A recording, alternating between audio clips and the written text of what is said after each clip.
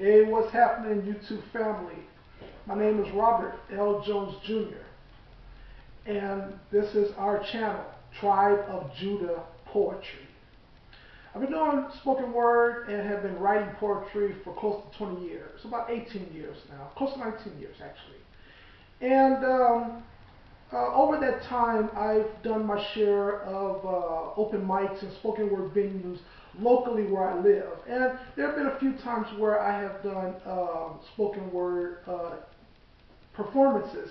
in other areas as well, back in the day. And my wife gave me the idea to go ahead and continue sharing my writings here on YouTube.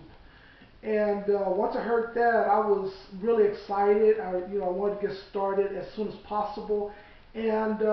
here we are. And so, with this channel, which is Tribe of Judah Poetry, I will be coming to you with 2 poems per video. And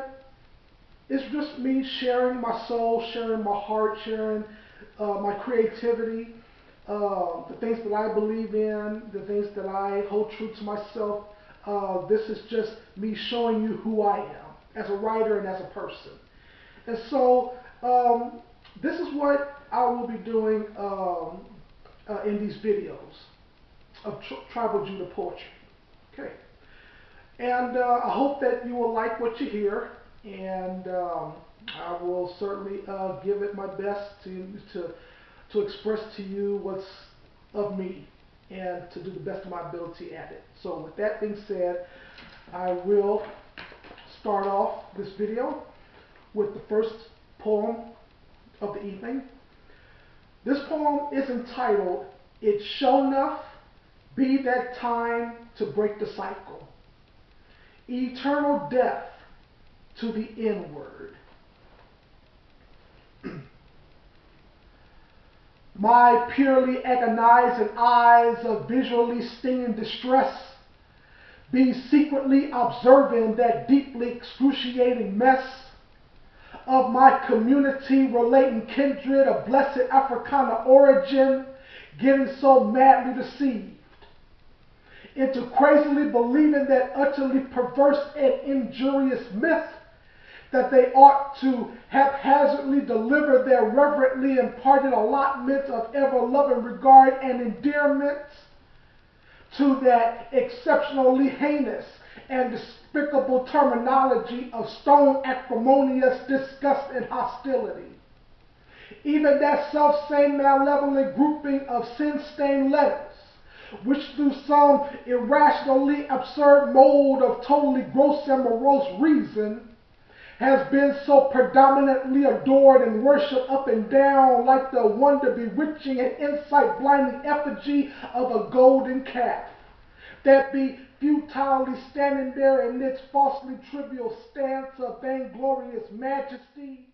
upon the craftily assembled altar of wickedly rotten out wood and unpolished stones of semi-precious vanity.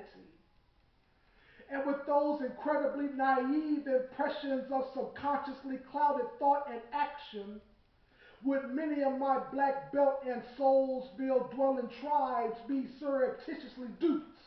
into that morally crude yet smoothly shrewd notion in giving forth their highest praises and roof-raising acclamations of insanely respecting sentiments to that culturally defacing vocabulary of character-slaying mortification, which be so evilly comprised of 2 wrongly juxtaposed syllables and dialectical accent breaks of blackness hating phonation. And it totally shatters up my soul and hearty fortitude of emotionally bruised out temperaments when I be covertly watching in highly uptight and irritated disbelief my formerly excellent to death camaraderie of backsliding prime ministers and queendom denying mistresses, as they be foolishly decided on returning without defensive struggle to that disdainfully abusive and painfully humiliating mentality of psyche chaining and brain damaging slavery,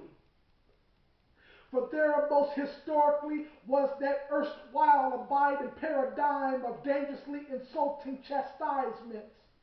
when a radically demonic overseers, racially enraging lips, and a lynch mobbing devil's bitterly burning tongue,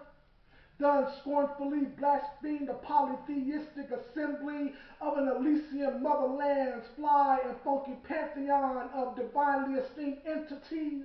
who are powerfully shrouded about with the Afro-hallowed expressions of both immortal God and Homo sapiens supreme, but without that righteously judging prowess of Anubis, Horus, Isis, or Osiris. It would seem as if there wasn't nobody in little Africa's western plateaus who would be in that angrily hasty rush, in justly convicting and condemning those thoughtfully impure and mindfully corrupted Caucasians who had mightily uglified our Ebon Asiatic aesthetic of soulfully perfected beauty and worth with a horridly damnable lexicon mix of violently dehumanizing contempt and shame, which to this day is still perniciously rearing its hurtfully mischievous head of spiritually assassinating sabotage at an internationally millennial host of sun-christened men and women who have half-wittedly abdicated and ultimately left for naught that elevating sensibility of being an imperially proud and grandiose people of color. Thus, having that inner mutilating brazenness to be wrongly recognized by both Anglo and Nubian societies as being a show-enough bigoted slur of destiny, slaughtering, disgrace, and ruin, with all of the cipher denigrating arrogance of a willfully benighted stereotype caught up in an identity-destroying whirlwind of vilely initiated dishonor and suicidal ignorance. And in overtly tragic despair would wrathfully inflamed tears be pouring down and flowing fluently from melancholic sightedness, when I be so helplessly affixed in my personal perceptions of anxious visibility, while looking on at the absolutely repulsive spectacle of my unknowingly abased and embarrassed lot of onyx cradle sisters and brothers, as they be manically snared and captured up like an endangered species into their body and soul snagging dragnet of sorely inflicted infamy and infinitely negative renown.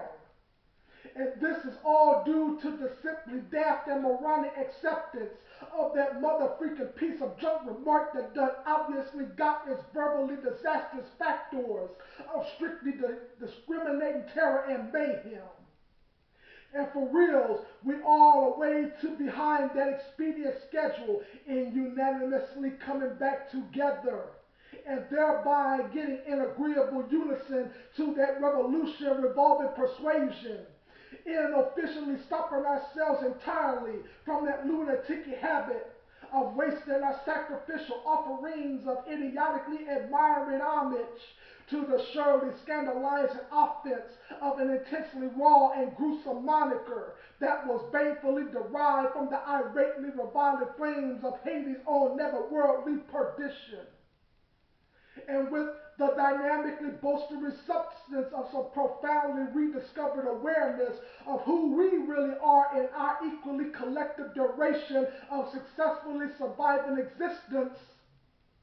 let us be that generational example of blessed Africana descendants who would be so ever more victorious in this dignity regaining conquest of vengefully pulverizing into powdery dust the idiomatic slander of some exceedingly vulgar vernacular that has been causing the grammatical catastrophe of subtly convincing much of Amun's solstitial heritage into that satanically inaccurate falsehood that we were ominously destined to be thinking and living far below the augustly noble caliber of our majestic potential in glory performing eminence. And that meek and lowly moment in strictly coded demeaning chronology shall now be fearfully facing that newly Pythonic era of unrepentant oblivion, because it's shown up be that significantly needed time for naturally able-bodied and eternally visceral deities to greatly channel their magnanimous energies into massively breaking asunder the viciously cyclical usage of their people cursing and village degrading N-word, and with some strongly intellectualized tenacity would we be in the phenomenal zenith of finally laying into abysmal rest in this perpetually lingering condition of a completely deceasing extinction. R.I.P. to the anathematizing epitaph of nigger.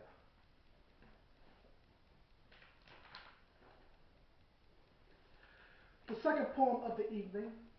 is entitled, What Soul Be. Soul be that mightily enduring force of everlasting energy, that be omnipotently persuading the I in me into flying higher so phenomenally like a colossal hawk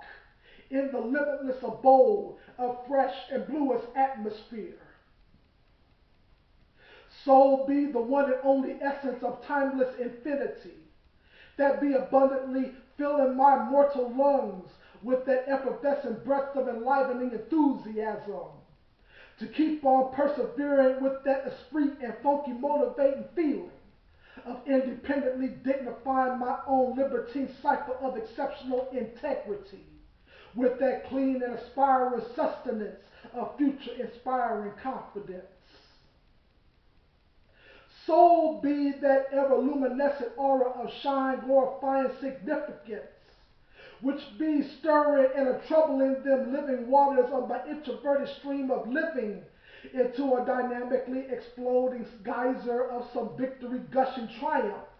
over all them dry bone cluttered deserts of sun-beaten perdition and all them manifold valleys of death scorching tribulation. Soul be that brightly shimmering mist of the sovereign universe that suddenly be visiting the dualistic identity of carnal man and spiritual entity, and it be supernaturally encouraging I to become me by getting newly acquainted with that powerfully uplifting operandi of faithfully rapturing a hurt and emotionally burdened countenance right into that breezy and fluorescent Aquarius of some beautifully rejoicing strength and airborne jubilee, where my insatiable quest for scintillating peace and quieting serenity be wealthily abiding within the loving and compassionate hands of the Almighty. Soul be that shown enough quintessential core and substance of Father God, that be undeniably digging upon that supreme and perfectly witty plan of successfully convincing this struggling conformist of stress, whip, and adversity into transforming the abused alter ego of his trampled out consciousness with that stone cold and unstoppable philosophy of pride-minded and self-assuring bravery, wherewith he will surely be striving tenaciously within that richly surviving style of genius in overcoming and conquering forevermore the global embodiment of this anciently spinning cosmos as a demon defeating, a nation building, and a life winning alumnus with soul. Thank you so much for listening to these pieces, which are once again a part of what I'm doing here on this channel, Tribal Judah Poetry. I hope you like what you heard. Please send me comments. Please like and subscribe. And I'll come back at you with some more poetry, some more Tribal Judah poetry. In the meantime, I bid you shalom.